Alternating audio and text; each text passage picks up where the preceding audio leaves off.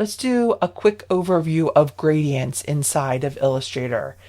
I can begin and go to Window, and I can open up my swatches. When I come to my swatches, I can go down to this little library and I can see that I have all of these gradients that are packaged inside of Illustrator.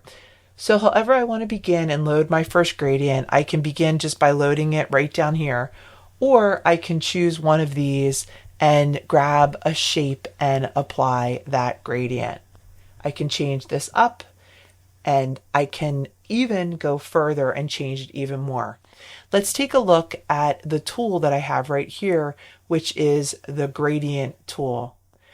When I take a look at this, I can come in, I can extend how the gradient is applied. I can click and begin to add other colors. Right, so adjusting how this gradient and the colors that are found on here and how it is applied.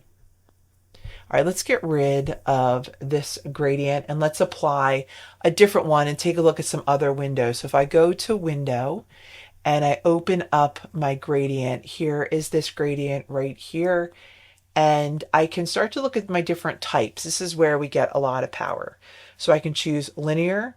And again, this one really isn't working. This blue isn't working, so I can get rid of that. I can move this over here.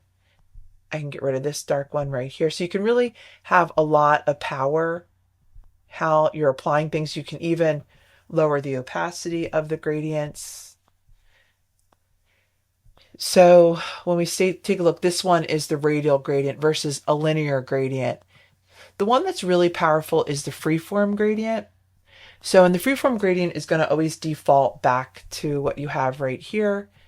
But what you can do is you can click and you can start to choose different colors, right? And you can start to move this around.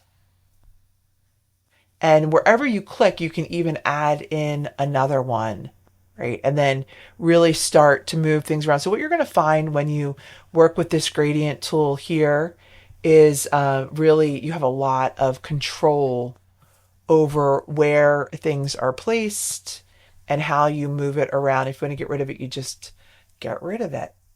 And there you have it, a quick overview of the gradient tool.